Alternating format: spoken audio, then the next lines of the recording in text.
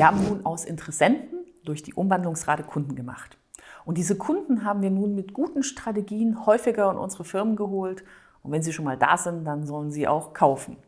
Mehr kaufen als sonst. Also so wie McDonald's immer fragt, möchten Sie noch eine Pommes dazu, solltet ihr diese Frage euch ab sofort auch angewöhnen. Nicht jeder sagt ja, aber es ist trotzdem mehr Umsatz, als würdest du nicht fragen. Und wahrscheinlich ahnst du schon, was jetzt kommt. Ich will wissen, wo dein Durchschnittsumsatz liegt. Also, wie hoch war dein Umsatz letztes Jahr? Und dann teilst du das durch die Anzahl deiner Kunden. Okay? Und jetzt teilst du dieses Ergebnis durch die Anzahl der Transaktionen, die wir im letzten Modul errechnet haben. Auf welchen Wert kommst du? Mein Durchschnittsumsatz lag letztes Jahr bei 568 €. Und deiner?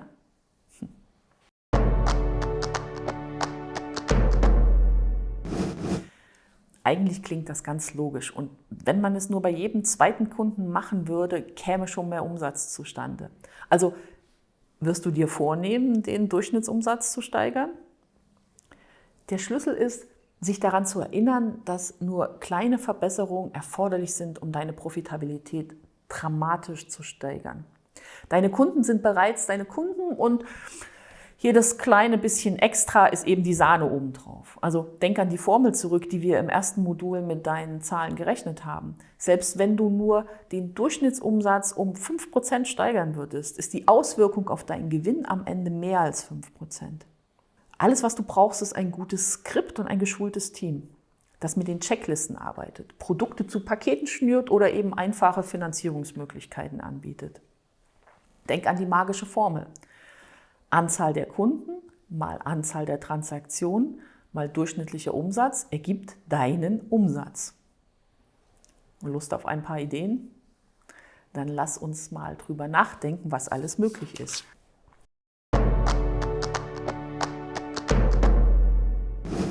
Der schnellste Weg zu einem höheren Durchschnittsumsatz ist natürlich die Preiserhöhung. Ich sehe, was euch gerade da durch den Kopf geht. Ich sehe dich zusammenzucken. Das geht doch nicht, das akzeptiert der Kunde nie. Doch, wird er. Weil du ja alles von Anfang an richtig gemacht hast. Dein Produkt oder deine Dienstleistung ist einzigartig. Du lieferst gleichbleibende Qualität. Du kümmerst dich um deinen Kunden und du gibst ihm das gute Gefühl.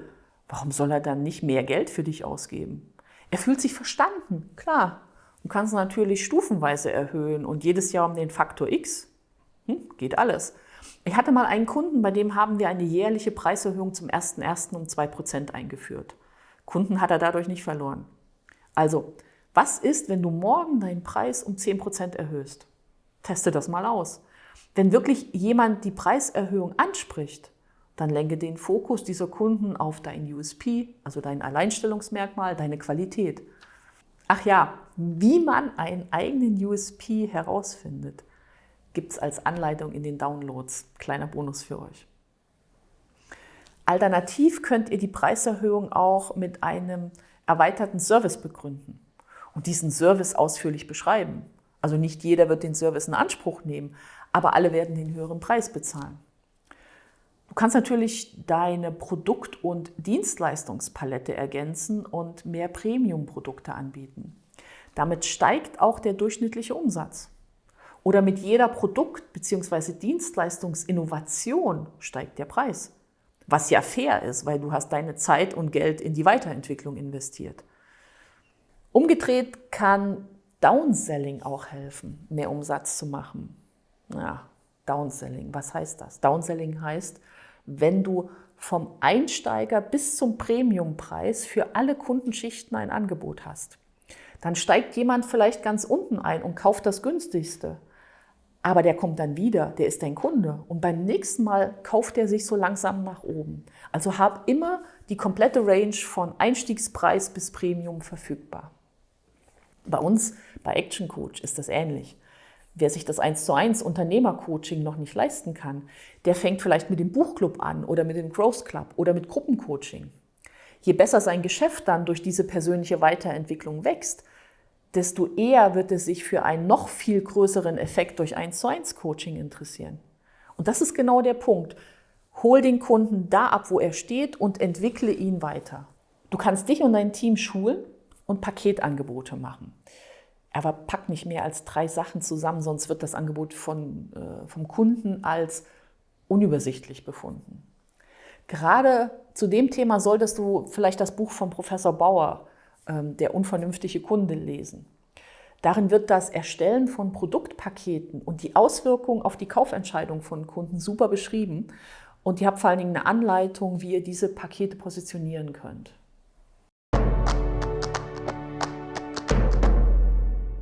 Während wir bisher mehr die Ideen besprochen haben, die das Produkt oder deine Dienstleistung betreffen, gehen wir jetzt auf deine Mitarbeiter ein. Also deine Mitarbeiter haben einen riesigen Einfluss auf deinen Durchschnittsumsatz. Das Verkaufsskript habe ich schon mehrfach angesprochen und auch Checklisten helfen bei der Beratung des Kunden, nichts zu vergessen. Du kannst aber auch Verkaufsprämien ausloben und so deine Mitarbeiter zu mehr Leistungen bringen. Und wenn deine Mitarbeiter echte Experten sind, dann kannst du Beratungsgebühren einführen.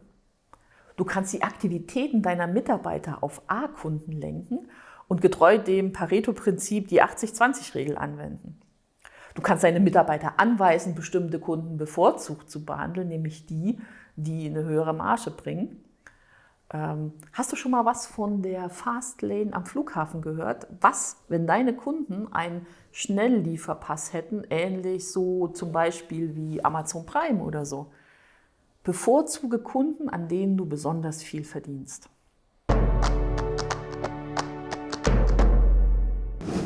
Lass uns weitermachen mit den Strategien zur Steigerung des Durchschnittsumsatzes. Und das führt mich zu der Frage, kennst du eigentlich deine Kosten? Ab wann es Sinn macht, das Licht im Geschäft anzumachen? Also wenn du einen Mindestbestellbetrag auslobst, dann kann das in bestimmten Branchen auch ein innovativer Hebel zu mehr Umsatz sein. Und wenn ein Kunde Interesse hat und du sagst, hey, bring noch einen zweiten Interessenten mit, damit sich das für mich rechnet, dann hast du auch schon wieder mehr Umsatz. Oder du vergibst Treuepunkte oder machst Mengenrabatte. Aber gib auf gar keinen Fall Preisnachlässe auf das normale Produkt. Als Boutique würde ich mein Geschäft immer neu dekorieren und komplette Outfits mit Schmuck präsentieren. Kleines Beispiel. Für den Kauf eines Gesamtoutfits gibt es dann einen kleinen Bonus, für den Kauf der einzelnen Hose nicht. Oder für die Software inklusive Wartungsvertrag gibt es einen Bonus, zum Beispiel eine Beratungsstunde im Monat gratis. Für die Software allein nicht. Also schaut immer, dass ihr zu eurer Dienstleistung noch so ein kleines Add-on habt, das den Durchschnittsumsatz steigert. Außerdem könntet ihr über Finanzierungsmöglichkeiten nachdenken. Ratenzahlung oder Leasing sind für viele eine gute Wahl. Oder die Aussetzung der Zahlung für 4 Wochen. Aber eben nur dann, wenn du dir das liquiditätstechnisch leisten kannst. Dann gibt es noch etwas ganz Simples. Als Kunde solltest du das Produkt im Geschäft einfach finden können. Wenn du es erst ewig suchst im Regal, dann gibst du viel, viel schneller entnervt auf. Je schneller und je einfacher du findest als Kunde, was du suchst, desto mehr kaufst du auch. Ich kann das nur mit einem Beispiel Online-Shop anführen. Im Kaufhaus fällt es mir persönlich schwer, coole Klamotten in meiner Größe zu finden, weil ich gar nicht weiß, wo ich suchen soll. Im Online-Shop filtere ich einfach nach meiner Größe und scrolle runter und schneller kann ich nirgendwo prüfen, ob ein Angebot für mich passt und mich dann für ein Teil entscheiden. Und ehrlich, meistens kaufe ich dann mehr als ein Teil, weil es ist ja so viel Schönes in der Auswahl. Also denkt nach, wie könnt ihr dieses Beispiel mit der einfachen Orientierung auf euer Produkt oder auf eure Dienstleistung anwenden? Lasst mich noch ein Beispiel zum Schluss bringen.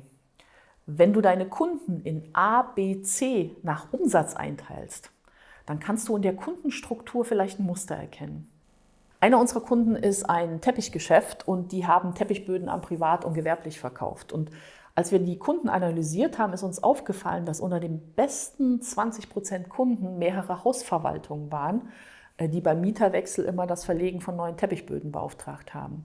Und wir sind dann hergegangen und haben gesagt, okay, wenn diese 20% Hausverwaltung so einen großen Umsatzanteil machen, dann macht das doch Sinn, wenn wir im Umkreis von 20 Kilometern alle Hausverwaltungen anschreiben und sagen, hey, wir haben da ein paar Kunden, die sind total zufrieden mit unserem Service, wollt ihr das nicht auch? Und genau mit dem Fokus ist bei denen der Durchschnittsumsatz dramatisch nach oben gegangen, weil die immer mehr von diesen Hausverwaltungen bekommen haben, die immer größere Mengen gekauft haben. Schon wieder so viele Beispiele, um am Ende mehr Gewinn zu machen. Ihr habt jetzt theoretisch schon 4 mal 3 Ideen, die ihr zu eurem Vorteil umsetzen könnt. Nehmt euch am Ende dieses Moduls die Zeit und geht eure Notizen durch und nehmt das Workbook wirklich zur Hand, reduziert auf 2 bis 3 sinnvolle Dinge, die ihr einfach morgen umsetzen werdet. Ich bin gespannt und vergesst nicht, jetzt gleich geht's zum Quiz für dieses Modul. Ich warte im nächsten Modul auf euch.